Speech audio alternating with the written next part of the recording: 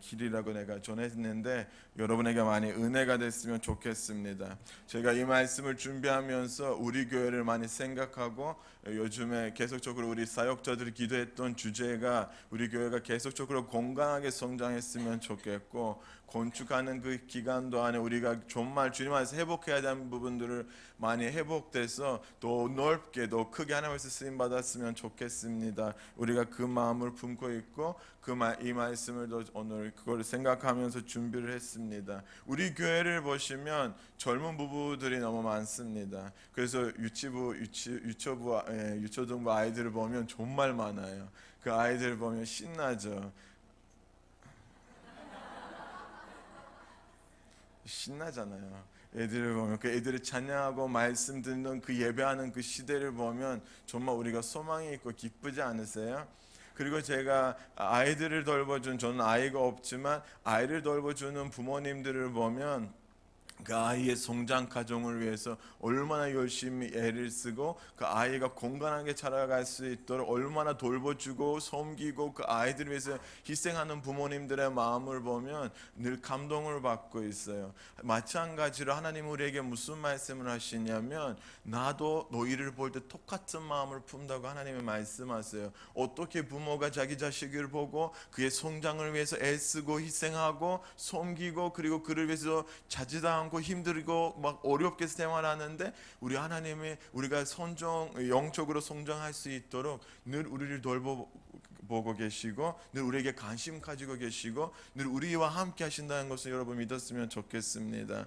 하나님이 우리의 성장하는 것에 엄청난 관심을 가지고 계세요. 여러분, 인간의 육체적인 성장이 있지만 영적으로도 성장이 있다는 거예요. 여러분, 제가 어떤 부모를 어렸을 때 만났는데 그 부모님의 그 이야기를 들으면서 제 마음이 너무 아팠고 내가 그 이야기를 잊어버릴 수가 없었어요. 그 사건을 통해서 제가 사건들을 보거나 아니면 사람들을 보는 좀 태도가 달라지고 정말 건강하게 자라는 것이 얼마나 중요한지를 깨달았던 사건이 있었어요. 제가 어렸을 때 우리 살았던 마을에 장애를 낳는 두 아이가 있었어요. 형제 아이가 있었는데 그 아이가 우리가 밖에 나갈 때마다 보게 됐었어요. 왜냐하면 부모님이 자꾸 아이들을 휠체어에 앉히고 밖에 나가서 앉게 이제 구경하게 하는데, 나는 친구들과 함께 신나게 막 축구도 하고 뭐 여러분 다 해봤던 것들 숨바꼭질 하고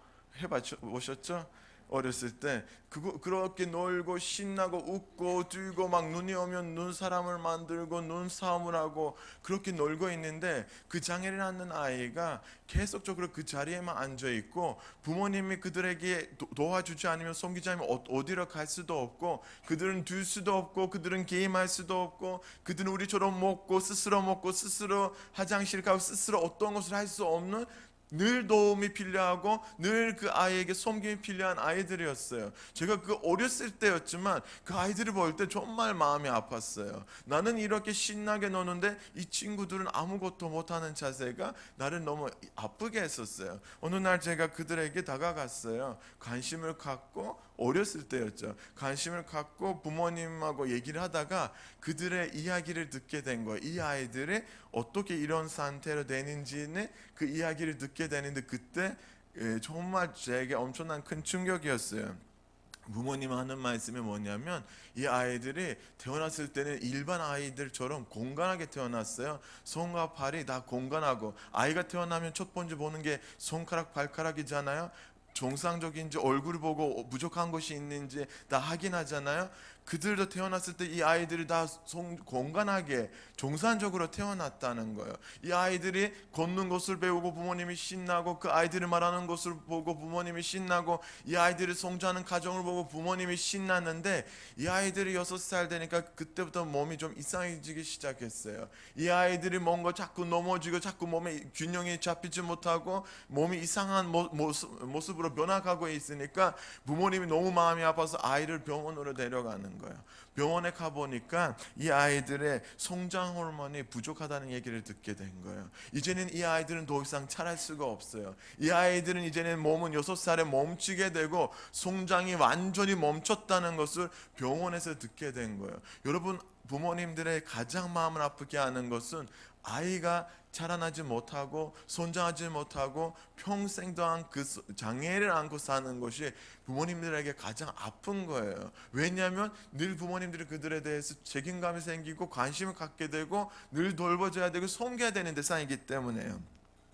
제가 그 이야기를 계속 들으면서 그 아이들의 이야기를 내 머리에서 어떻게 정리했냐면, 성장하다가 그 성장하는 것이 멈추는 몸에 대한 이야기라고 생각하고 계속 세상을 그렇게 보기 시작했어요. 이 얘기를 왜 하냐면, 하나님이 어느 날 우리의 영적인 성장을 신년을 쓰고 있고 영적으로 자라가는 모습도 늘 보고 있는데, 하나님의 마음을 아프게 하는 영혼들 내가 어디서 만난지 아세요?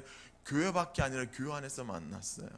정말 교회 안에서 하나님이 볼 때 안타까워하고 마음이 너무 아파하고 하나님의 그 눈물 흐르는 것을 마음에서 정말 느낄 수가 있었어요. 그 영혼을 품고 기도할 때 하나님이 그를 얼마나 사랑하는데 그 자신이 모른다는, 아니면 그 반응이 없는 그 아이들을 보고, 섬겼던 그 아이들을 보고 그때 내가 깨달았던 게 뭐냐면, 건강한 사람들만이 장애인이 아니라 영적으로 자라지 못하고 영적으로 성장하지 못하는 사람들도 얼마든지 장애인, 아니면 생각이 부족하고 생각은 문제 있는 사람들은 영적이나 아니면 생각이 장애인으로도 살아갈 수 있다는 것을 알게 됐어요.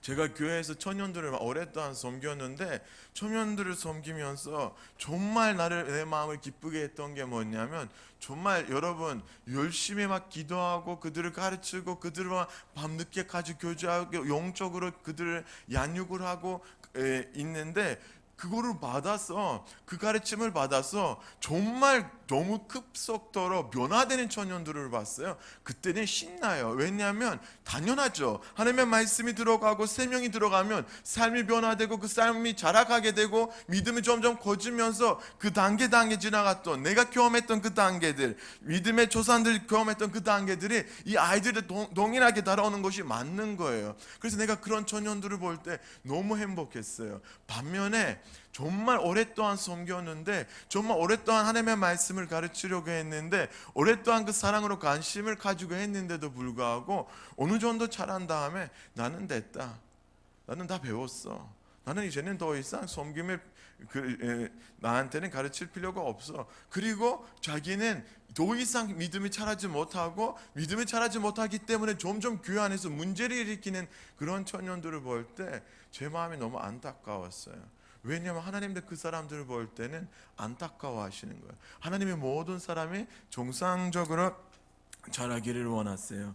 그리고 여러분, 제가 정말 놀랐던 건 뭐냐면, 교회 안에서 20년 30년 신앙생활을 했는데 그의 행동을 보면, 그의 신앙생활을 보면 어린아이가, 아니면 예수님이 처음 만났던 사람의 믿음밖에 안 되고 신앙이 거기밖에 안 자라는 것을 보고 사역자들의 마음이 그때 제일 아파요. 아니 20년 30년 됐으면 정말 이제 이 사람을 통해서 하나님 얼마나 놀라운 일들 하실 수 있을 텐데 왜 아직도 그 자리에 있지?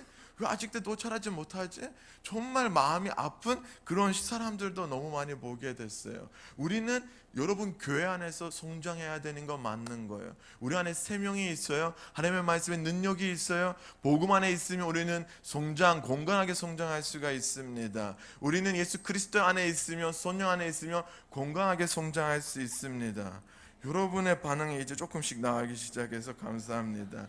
여러분, 그 장애가 정말 신앙이 이제 자라지 못하는 사람들 특징 중에 몇 가지를 얘기하면, 혹시 우리 안에 그런 사람이 없기를 바라면서, 혹시 그런 게 있으면 오늘 주님 안에서 완전 회복됐으면 좋겠습니다. 예를 들면 이런 사람들이 있어요. 복음을 알아요. 복음 안에서 오랫동안 살기 때문에 복음을 통해서 구원을 얻는다는 것도 알고, 그 복음을 다른 사람에게 전할 때 살아날 것도 아는데, 하나님은 그에게 입술도 줬는데 언어도 줬는데 자기 옆에 있는 사람들에게 하나님의 복음을 전하지 못하는 영혼들이 있습니다.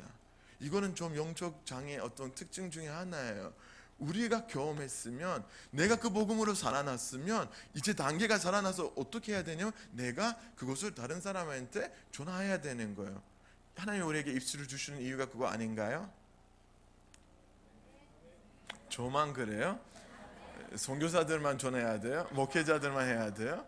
아니잖아요. 그렇죠? 우리가 믿음 안에 있는 모든 사람들이 복음을 전해야 되고, 여러분 우리가 다리가 튼튼한 게 얼마나 감사한지 아세요? 복음을 모르는 그 영혼들에게 나가갈 수가 있어요. 우리가 그 영혼들에게 가서 예수님을 전할 수가 있어요. 그러면 여러분 정말 어떤 사람들 보면 맨날 예배 자리에 와서 앉고 예배만 하고 집에 가고, 아니면 자기만 그걸 누리고 어떤 사람에게도 이 사실을, 이 기쁜 소식을 전하지 않는 사람들, 일어나서 그걸 전하지 않는 사람들을 볼 때 너무 안타깝습니다. 이거는 이제 단계니까 충분히 이거 크면 변할 수 있는 부분인데, 이런 사람들도 있어요. 정말 이런 사람들 볼 때 가장 마음이 아팠던 것 같아요.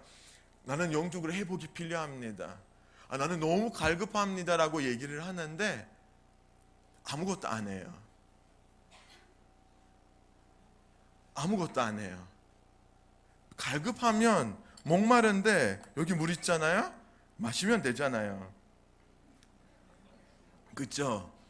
정말 갈급하면 마시게 되잖아요. 내가 하나님의 앞에서 정말 회복을 해야 된다는 그 사실을 느껴진다면 내가 예배로서 주님 앞에 나가야 돼요. 예배 자리에 나가야 돼요. 주님을 의지해야 돼요. 왜냐하면 예수님이 나를 살린다는 사실을 알기 때문에 예배 가운데 하나님의 일하심을 믿으면 예배 열심히 나오면 되잖아요. 그렇죠? 그러면 회복되잖아요. 만일에 그것도 부족한다면 여러분 개인 예배를 하면 되잖아요. 우리는 믿는 사람들이 어떻게 밥을 먹고 어떻게 마셔야 되는지를 배웠으면 스스로 할 수가 있잖아요. 하나님 매번 여기서 간대상에서 가르치는 게 뭐냐면, 하나님의 말씀 우리의 영의 양식입니다. 우리 그 말씀을 통해서 살아납니다라고 들으셨죠? 들으셨으면 어떻게 해야 돼요? 여러분 날마다 우리 삶 가운데 말씀을 묵상하고 말씀을 읽고 그 말씀 가운데 하나님 나한테 하신 것들을 듣는 것이 우리가 해야 될 것들 중에 하나 아니에요? 하지만 갈급하고 회복이 필요한다고 하면서 말씀 성경 한 번도 안 펴보는 사람들이 있어요. 그리고 기도로 우리는 하나님 앞에서 말하는 것을 배우는데 그걸 기도라고 하죠.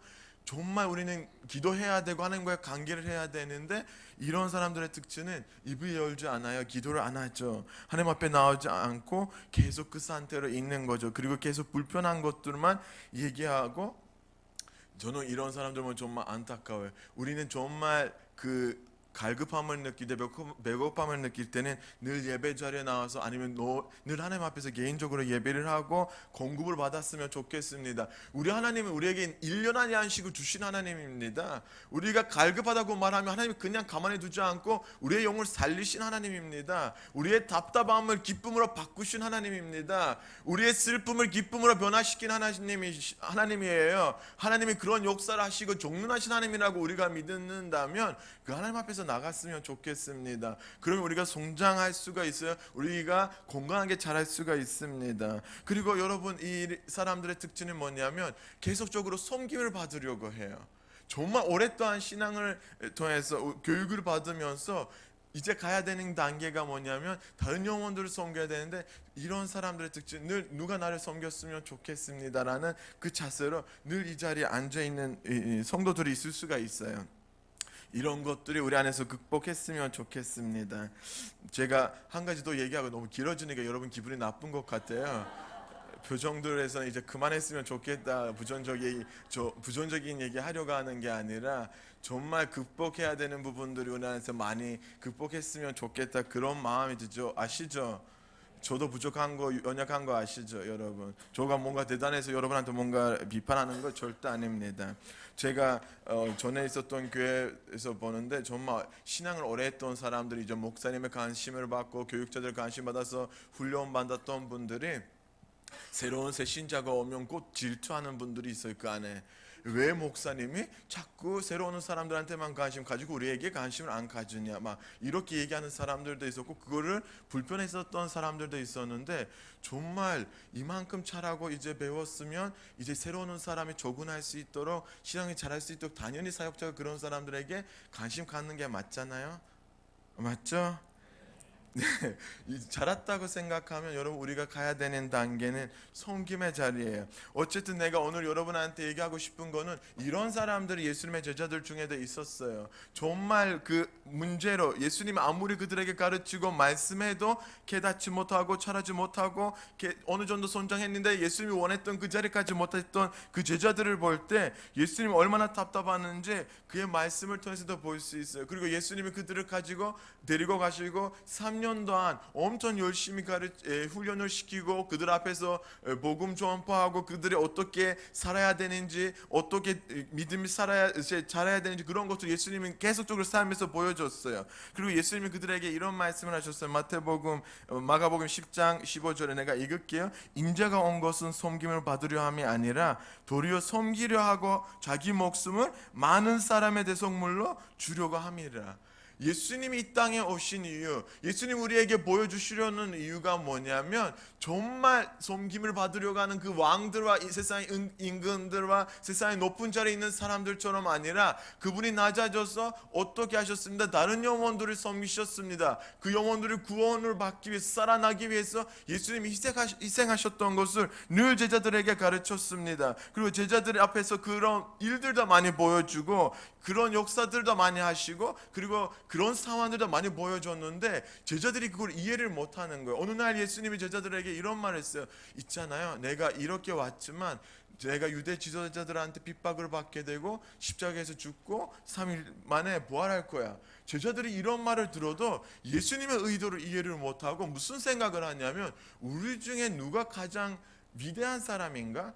누가 가장 큰 사람인가? 누가 높은 자리에 앉을 사람인가? 자꾸 이런 생각들을 가지니까 예수님이 보기에는 너무 답답한 거예요. 이거 한 번만 일어나면 좋겠는데 예수님이 자기가 죽을 거라는 얘기를 3번 하는데 3번 보면 제자들은 예수님의 의도를 이해를 못하고 예수님이 가르치려고 하는 것을 배우지 못하고 자꾸 뭘 하냐면 누가 우리 가장 높은 자리에 들어가서 누가 1등이 될 수 있을까라는, 누가 더 많은 섬김을 받을 수 있을 거라는 그 생각으로 살았던 것 같아요. 그래서 예수님이 너무 답답해서 오늘 본문을 통해서 그들에게 확실하게 말씀을 하시는 거예요. 너희도 성장하지 못하는 장애물이 있는데 그거에 극복할 수 있는 길은 결국은 섬김이다. 너희는 섬김을 배워야 된다. 섬김을 통해서 너희의 믿음이 더 성장할 수가 있다라는 부분을 예수님이 오늘 말씀을 통해서 보여주시는 거예요. 예수님이 이제 십자가 앞에 가기 전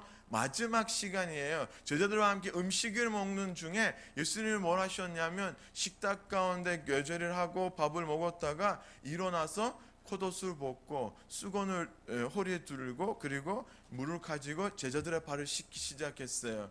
여러분, 이런 일이 일어났을 때는 팔레스타인에서는 정말 말도 안 되는 일이에요. 베드로가 반응했던 것은 올바른 반응이었어요. 어떻게 스승이 제자의 발을 씻을 수가 있어요? 이건 말도 안 되는 일이에요. 왜냐하면 팔레스타인은 여러분 샌들을 신으면서 돌아다니다가 보면 먼지가 많이 붙잖아요. 그러면 집에 들어갈 때는 이 사람들이 밖에서 샤워를 해요. 왜냐하면 씻는 것은 안에 있는 게 아니라 밖에 있으니까 샤워하고 집에 들어갈 때 발에 다시 먼지가 붙잖아요. 그러면 집에서는 그걸 씻어야 돼요. 그거 누가 씻는지 아세요? 종이 주인의 발을 씻어요. 아니면 제자가 스승의 발을 씻는데, 여기에서 예수님이 뭘 보여주냐면 예수님 자기 자신의 제자들의 발을 씻는 것을 보여주는 거예요. 그분은 주님이시고 그분은 하나님이시지만 어떻게 하셨어요? 자기 겉옷을 벗고 제자들의 발을 씻는 그 예수님의 섬김의 모습을 보여주면서 너희들도 서로 이렇게 하라. 이것이 내가 너에게 보여주신 본이다라고 말씀을 하시는 거예요. 제가 좀 재밌는 것을 보게 됐는데, 여러분이 처음에 들으면 이거 무슨 말인지 할 수도 있어요. 예수님의 옷을 벗는 사건이 3번 나와요.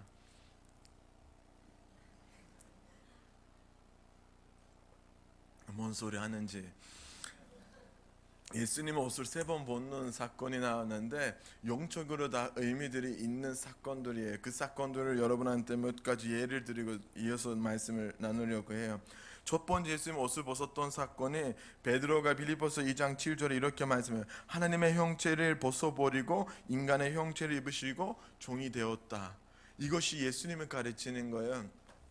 예수님이 이 땅에 오실 때 그 하나님이었고 그 영광 가운데 있었던 그 옷을 벗어버리고 왜 벗어버린지 아세요? 우리를 살리기 위해서, 우리를 정말 구원하기 위해서, 우리의 고통이 줄이기 위해서, 우리에게 새 생명을 주기 위해서, 우리에게 영생을 주기 위해서 그는 그 겉옷을, 그 영광의 옷을 버리고 종의 형체로 오셨습니다. 낮아졌습니다. 겸손하게 오셨습니다. 그리고 우리에게 옷 벗는 것이 얼마나 중요한지를 보여주셨습니다. 그리고 두 번째로 예수님 옷을 벗었던 사건, 오늘 본문에 나오죠. 예수님이 그 더러웠던 우리의 발을 씻으면서 그의 가장 높은 것이, 머리가 그 상대방의 가장 낮은 그 팔 아래까지 내려오는 것이 섬김이라는 것을 가르쳤어요. 예수님이 너희는 정말 낮아져서 여러분 가장 높은 것을 그 상대방의 팔 아래까지 내려와야 이것이 섬김이다 우리에게 보여주셨습니다. 왜? 우리는 죄악된 사람들에게 잘못된 길을 가기 때문에 예수님이 우리의 발을 씻었습니다. 그리고 요한복음 19장 23절에 나오는데 예수님 마지막으로 옷을 벗었던 환경이 어떤 환경이라면 십자가 앞에서 자기 겉옷을 벗었습니다. 그 왜 벗었냐면 우리의 정말 그 모든 죄악과 모든 더러움, 우리의 정말 모든 수치임이 없어지기 위해서 예수님이 십자가에서 죽으셨습니다. 그의 겉옷을 벗고 겸손하게 우리를 죽기까지 우리를 섬겨주신 그 모습을 보여주셨습니다. 여러분 그 겉옷이 무슨 의미인지 아세요? 그 겉옷은 여러분 우리가 보면 요즘에 경찰의 옷이 있고 판사의 옷이 있고 의사의 옷이 있고 교수의 옷이 있고 그걸 직분이나 어떤 것으로도 얘기할 수 있지만 우리는 섬기는 사람이 되려면 내 직분을 내려놓아야 돼요. 나는 아무리 세상에서 높은 사람이라도 크리스티안이라면, 예수 그리스도의 사람이라면 나는 그 직분으로 상대방을 섬기는 게 아니라 내가 종으로 낮아져서 그들의 발을 씻는 그 겸손한 마음으로 섬겨야 되는 것이 예수님 우리에게 가르치는 거예요. 우리는 예수님에서 배우는 게 뭐냐면 너희는 교만하지 말라, 겸손한 마음으로 상대방을 섬겨라는 것을 오늘 예수님의 그 말씀을 통해서 제자들에게 가르칩니다. 하지만 더 재미있는 게 뭐냐면 우리는 세상에서 어떻게 배우고 자라는지 여러분 기억나세요? 어렸을 때 부모님이 여러분 뭐라고 말씀하셨어요? 너희는 1등 돼야 돼. 너 이번에 2등 했는데, 전교 2등 했는데 내년엔 그 친구를 이겨서 1등 되라. 너 정말 높은 자리에 가야 된다. 넌 좋은 직업을 가져야 되고 너는 정말 많은 사람들에게 섬김받아야 되는 그 자리에 가야 된다. 계속적으로 우리가 1등 되라, 잘 되라, 최고다 그런 말씀만 듣고 자라지 않았어요? 여러분 그렇게 자랐잖아요. 그렇죠? 그래서 여러분 우리의 사고방식이 어떻게 됐냐면 상대방을 섬기는 것보다 상대방에게 섬김을 받는 것에 너무 익숙해진 거예요. 그것이 얼마나 귀한지를, 그 가치를 모르고 살고 있어요. 요즘의 아이들에 대해서 여러분 문제들이 많다고 듣는 거예요. 제가 며칠 전에 터키에서 선교사님이 왔는데 그분은 한국인이에요. 잘 들으셔야 돼요. 한국인인데 한국에 와서 깜짝 놀란 거예요. 제가 이해를 못했어요. 그 선교사님이 당신 한국 사람인데 왜 놀라죠? 무슨 얘기냐면 천철에서 앉아 있는데 정말 아이들이 너무 피곤한, 어린 아이들이 있어서 너무 피곤해서 막 서 있는데 앉을 자리가 없는데 앞에 어린애가 있었어요. 학생이 있었어요. 중고등학생 같아요. 그 아이는 그 상황을 보면서 계속 핸드폰을 하고 있는데 어떤 나이 많은 사람이 자리를 일어나서 너는 여기 와서 앉으라고 자리를 주니까 이 선교사님이 너무 화가 나는 거예요. 어떻게 이런 일이 일어날 수 있지? 왜 이 아이들이 일어나야 되는데 왜 어른들이 일어나서 자리를 주지? 요즘에 아이들이 나는 똑같은 돈을 주면 당연히 나도 똑같은 것을 받아야 되는 게 아니에요? 내가 먼저 앉았으면 내가 내 자리지 남의 자리가 아니잖아. 내가 왜 내 자리를 줘야 돼? 너무 이기적인 생각들을 가지고 그것이 아이들에게 장애를 만들고 아이들이 제대로 성장하지 못하는 문제들이 생기게 되는 거예요. 영적 안에서도 그래요. 맨날 섬김에 익숙받고 맨날 자기 남에서도 배우는 것을 섬김을 받은 것에 익숙해지면 그런 사람들이 성장하지 못하는 거예요. 내가 받았으면, 내가 배웠으면 실천하는 거, 섬겨야 되는 것은 당연한 길이 방법이라고 성경의 말씀에 나와요. 하지만 재미있는 거 제자들이 예수님 앞에 얘기했잖아요. 누가 우리 안에서 1등이다 막 이거를 사오니까 예수님은 그들에게 뭐라고 말씀하시냐면 마가복음 9장 35절에 이런 말씀이 있어요. 너희 안에 1등 되는 사람이 있다면 그는 골치가 돼서 그리고 모든 사람을 섬기는 자가 되라. 그 사람이 골등이 돼서, 골치 아니야? 골치 맞아요? 골치 해보셨나 봐요. 다 아시니까 골치 돼서 모든 사람들을 섬기라고 예수님이 그들에게 가르쳤습니다. 골치가 얼마나 편한지 아는지 아시죠? 해보신 분들은 웃으신 거죠. 저는 정말 골치 해보니까 부담이 하나도 없어요. 스트레스도 없어요. 그냥 살면 돼요. 올라가는 길밖에 없잖아요. 1등 되면 맨날 1등 된 사람이 내리막길이 있으니까 앞에서 얼마나 불안하겠어요. 예수님이 우리에게는 낮아지라, 섬기라는 것을 계속적으로 말씀하셔요. 1등 되고 싶어도 그 1등 자리에 있어도 너는 섬기는 자가 됐으면 좋겠다. 제자들에게 이렇게 가르쳤습니다. 여러분, 이 가르침을 누가 이어받았는지 아세요? 바울이 이어받았어요. 바울이 예수님이 자기 자신을 정말 낮아지게 하시고 종으로 오셨던 그 모습에 너무 많이 감격을 받고 그의 삶이 너무 많이 변화되는 거예요. 그는 예수님을 한 번만 봤어요. 어디서 봤냐면, 여러분 잘 아시는 사건이 있잖아요. 어디서 봤어요? 다메섹? 그쵸? 거기서 봤죠. 거기서 봤는데 그 이후로는 예수님을 본 적이 없어요. 그 말씀과 기도와 신앙을 통해서 늘 예수님과 소통을 했던 사람인데, 그는 예수님이 살았던 그 삶을 똑같이 살았던 이유가 뭐냐면, 예수님하고 소통이 늘 있으면서 그의 가르침을 그대로 자기 삶에 적용했어요. 예수님이 이 땅에 종으로 오셨으니까 예수님을 따라가는 사람도 종으로 살아야 된다. 섬김을 하고 희생을 하고 살아야 된다. 그래서 바울이, 여러분, 어디에 편지를 쓰면 첫 장에 뭐라고 나오는지 아세요? 첫 절에 빌립보에서도 나오고 로마서에서도 나오고 디도서에서도 나와요. 1장 1절을 보면 예수 그리스도의 종인 나 바울은, 예수 그리스도의 종인 나 바울은, 결국은 자기가 누구의 종이에요?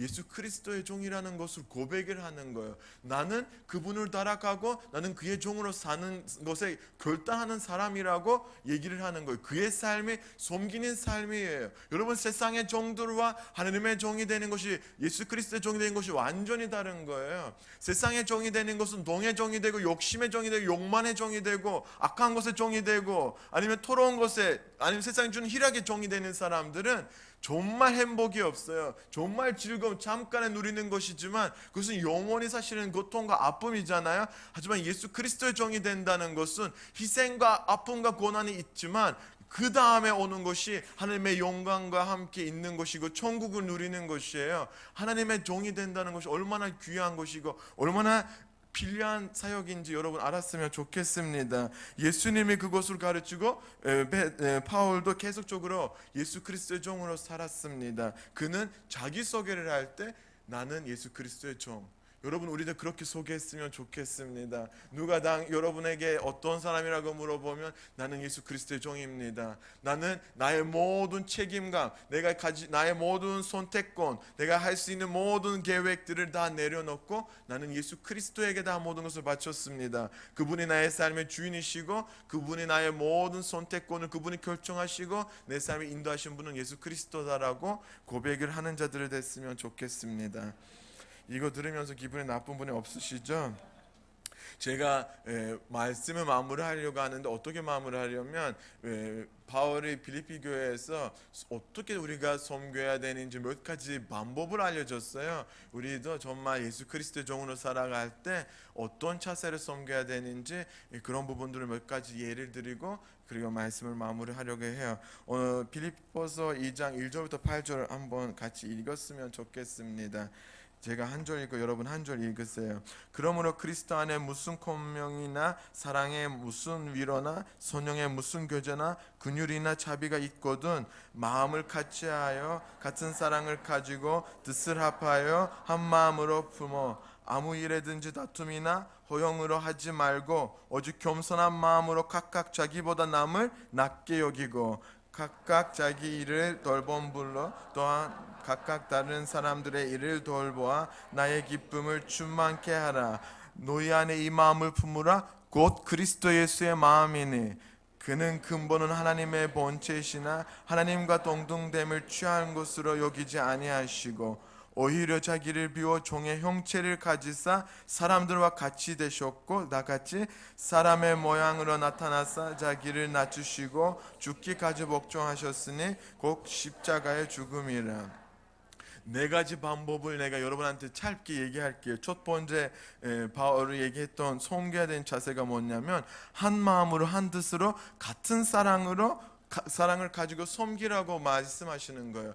여러분 있잖아요. 우리는 우리의 마음과 우리의 뜻과 우리의 사랑으로 영혼들을 섬기면 상처 주고 어느 정도 좀 잘하다가 못하게 되고 그 마음에 아프게 할 수밖에 없어요. 왜? 우리 안에 선한 것이 없기 때문에. 우리는 언제 한 마음을 갖고 한 뜻을 갖는지 아세요? 성령 충만함을 받을 때. 제자들이 언제 하나 됐어요? 요즘에 목사님이 계속적으로 행정에 나오는 교회의 모습을 우리에게 설교하시잖아요. 그들은 언제 같은 마음을 품고 한 자리에 모이기 시작했냐면 성령 충만함을 받을 때 그들이 한 자리에 모이기 시작했어요. 그들이 그때부터 제대로 섬김을 배우기 시작했어요. 어떤 섬김이냐면 서로를 격려하는 거예요. 너는 왜 이러냐? 너는 이 사람 진짜 못된 사람이다. 서로를 바라보면서 욕하고 마음을 상처 주는 것이 아니라 가장 아프고 연약하고 위로가 필요한 사람들을 가서 옆에서 같이 아파하고 같이 슬퍼하고 같이 웃고 그런 사람을 격려하는 것이 그 예수님의 제자들의 모습이었고, 그리고 사랑으로 그들을 위로하고,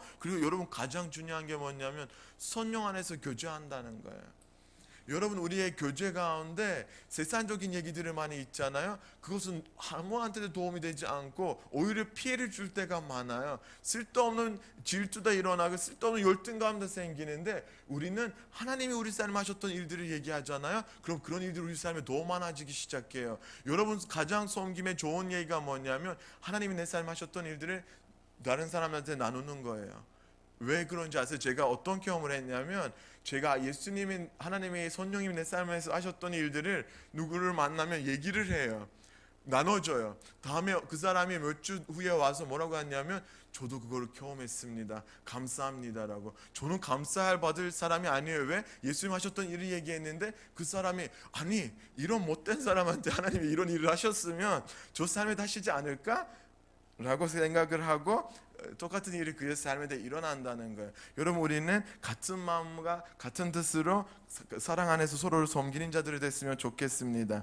두 번째가 뭐냐면 3절에 나오는데 겸손한 마음으로 서로를 섬겨라고 이제 말씀하는 거예요. 여러분 우리는 정말 겸손한 마음을 예수님한테도 배우고 그 우리의 정말 믿음의 조상들한테도 배워야 되는 자세인데, 어떤 일을 하든 무슨 일을 하든 여러분 다투지 않았으면, 많이 싸우지 않았으면 좋겠습니다. 그리고 우리의 삶이 본이 됐으면 좋겠습니다. 요즘에 그 기독교인 대통령들이나 아니면 그 정치인들이나 아니면 앞에 나오는 연예인들의 그 삶을 통해서 욕먹은 일이 너무 많은데, 여러분 우리는 정말 크리스찬이라는 그 삶이 어떤 환경에도 나타났으면 좋겠어요. 회사에서 일을 할 때도 오래 참고 정말 그들을 위해서 또 기도하고 또 복음을 전하고 더 많이 섬기는 자리에 우리가 들어갔으면 좋겠습니다.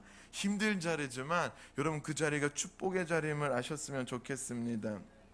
그리고 우리에게 말씀하신 거는 자랑하지 말라. 여러분 정말 섬길 때 자기 의를 나타내지 말고 하나님의 의를 나타날 수 있도록 자랑하지 않고 몰래 영혼들을 섬겼으면 좋겠습니다. 왜냐하면 하나님은 몰래 하는 사람에게 은혜를 베푸고 그걸 갚아주시겠다고 말씀하시고, 자기보다 남을 낮게 여기는 마음이 늘 우리 안에 있었으면 좋겠습니다. 이거는 섬김의 가장 중요한 핵심적인 부분이에요. 남을 나보다 낮게 더 높은 자리에 두지 않으면 절대 섬기지 못해요.